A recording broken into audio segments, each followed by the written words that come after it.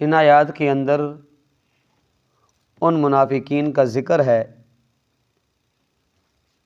جو غزوہ تبوک کے سفر میں امام الانبیاء صلی اللہ علیہ وسلم کے ساتھ تھے، لیکن مسجد میں بھی دوران سفر میں اور بیر بھی ہوں تو کوئی شرارت کا موقع ہاتھ سے جانے نہیں دیتے۔ یہ آپ کے ساتھ تھے، آگے آگے جا رہے تھے،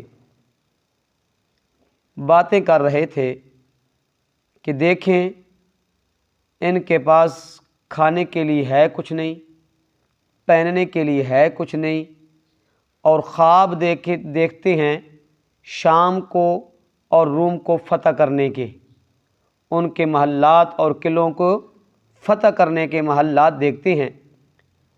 اللہ رب العزت نے بذریعہ وحی امام الانبیاء صلی اللہ علیہ وسلم کو یہ بات بتا دی۔ جس وقت پیارے پیغمبر نے ان کو بلایا تو انہوں نے صاف انکار کر دیا۔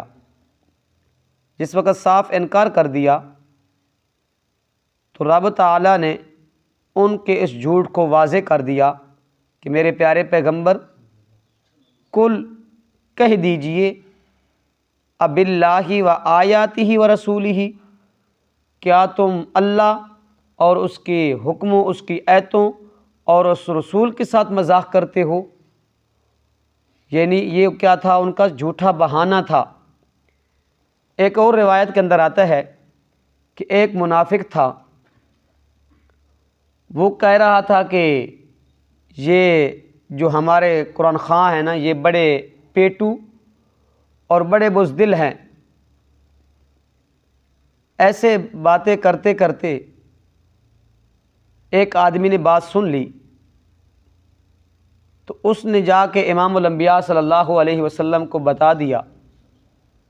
پیارے پیغمبر نے اس کو بلوایا منافق کو، تو اس نے بھی جھوٹی قسمیں اٹھائیں اور بہانہ کر دیا کہ یہ باتیں تو میں کر رہا تھا دل لگی کے لیے اور وقت گزاری کے لیے، اور ان منافقوں نے بھی کہا تھا کہ یہ ہم باتیں کر رہے تھے دل لگی کے لیے، وقت گزاری کے لیے اور سفر کو آسان کرنے کے لیے، ویسے ہمارا کوئی ایسا ارادہ نہیں تھا۔ تو اس لیے امام الانبیاء صلی اللہ علیہ وسلم نے ان کو اپنے سے دور کر دیا۔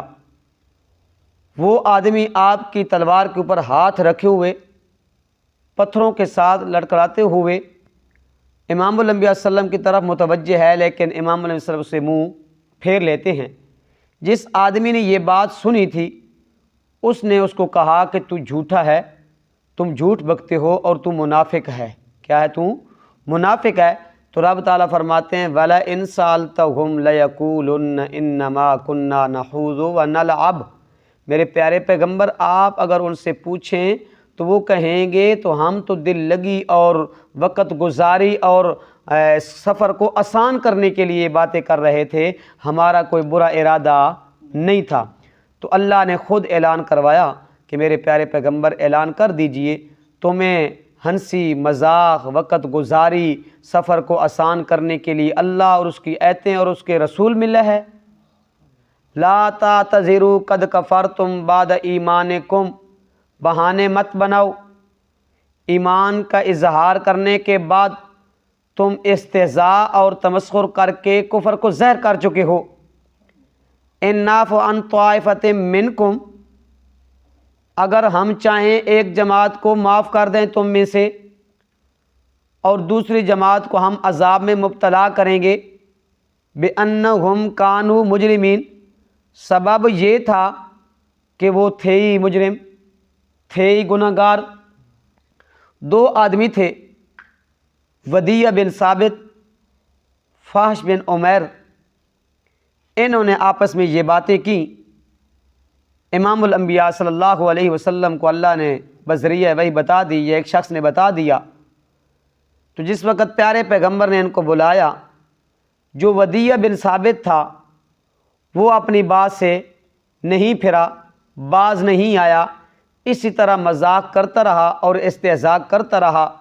فاحش بن جو عمیر تھا، اس نے استہزاء، نفاق اور مذاق اڑانے سے سچی توبہ کر لی اور ایمان صدق کے دل سے ایمان قبول کر لیا، تو پھر اللہ سے دعا کرتا ہے، اللہ اب میں ایمان تو لا چکا ہوں، لیکن میری دعا یہ ہے کہ آپ مجھے اپنے رستے میں شہید کر دیں، تاکہ یہ جو میرے اوپر دھبا لگا ہے یہ دھل جائے، یہ ختم ہو جائے۔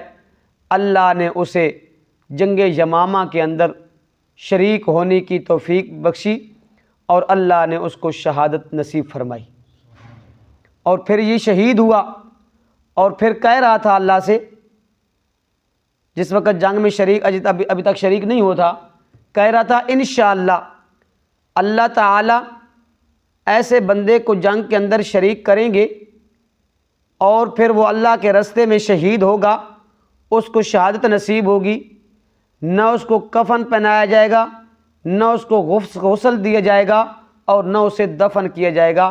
اس کی لاش بھی نہیں ملی تھی، اس کی لاش بھی نہیں ملی تھی، تو اس نے توبہ کر لی تھی استہزاء، تمسخر اور نفاق سے۔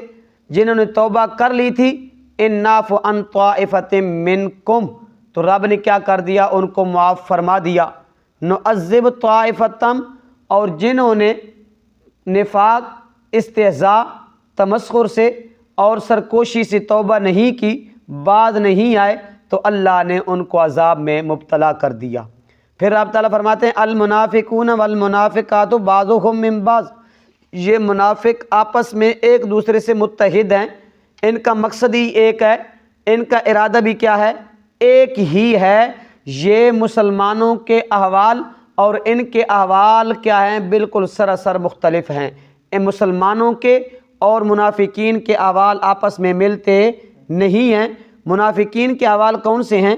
یامرون بالمنکر، یہ لوگوں کو برے کام کی ترغیب دیتے ہیں، یعنی کفر، عصیان، نافرمانی کے، وینہون عن المنکر، اور نیک کاموں سے روکتے ہیں، نیک کام، اطاعت، فرما برداری سے روکتے ہیں۔ وَيَقْبِضُونَ نَسُوا اللَّهَ أَيْدِيَهُمْ، اور منافق اللہ کے رستے میں مال خرچ نہیں کرتا، اپنا ہاتھ بند کر لیتا ہے، بخل کرتا ہے۔ جو مومن ہوتا ہے وہ نیکی کا کام نیکی کے کرنے کا حکم دیتا ہے اور برائی سے روکتا ہے، اور اللہ کے راستے میں مال خرچ کرتا ہے۔ نسوا اللہ فنسیہم، نسوا اللہ کا مطلب ہے ترک کا، مراد ہے کیا، ترک، انہوں نے اللہ کے احکام کو ترک کر دیا۔ جس وقت انہوں نے اللہ کے احکام کو ترک کر دیا تو اللہ نے ان کو بھی بھلا دیا۔ ان المنافقین هم الفاسقون، بے شک منافق ہی لوگ کیا ہیں، نافرمان ہیں۔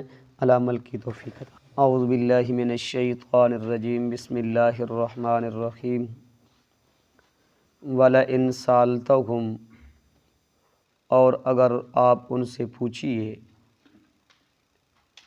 لَيَقُولُنَّ، تو وہ ضرور کہیں گے، إِنَّمَا كُنَّا نَخُوضُ وَنَلْعَبُ، کہ ہم تو باتوں میں لگے ہوئے کھیل رہے تھے۔ قل، کہہ دیجئے، اب اللہ و آیاتہ، کیا تم اللہ سے اور اس کی آیتوں، و رسول ہی، اور اس کے رسول سے، کنتم تستہزئون، ہنسی مذاق کرتے ہو، لا تعتذروا، بہانے مت بناؤ، وقد کفرتم، تم تو کافر ہو چکے، بعد ایمانکم، ایمان لانے کے بعد، ان نعفو عن طائفۃ منکم، اگر ہم معاف بھی کر دیں ایک گروہ کو تم میں سے، نعذب طائفتم، تو ہم عذاب دیں گے دوسرے گروہ کو، بِأَنَّهُمْ، اس لیے کہ وہ کانو تھے، مجرمین، مجرم، المنافقون والمنافقات، منافق مرد اور منافق عورتیں، بعضهم من بعض، ایک دوسرے کے ساتھی ہیں، یامرون بالمنکر، حکم کرتے ہیں برے کام کا، وینہون عن المعروف، اور روکتے ہیں نیک کام سے، وَيَقْبِضُونَ أَيْدِيَهُمْ اور بند کر لیتے ہیں اپنے ہاتھ خیرات سے، نسوا اللہ فنسیہم بھلا دیا انہوں نے اللہ کو، پس اس نے بھلا دیا ان کو۔ ان المنافقین هم الفاسقون بے شک منافق نافرمان ہیں۔ صدق اللہ العظیم۔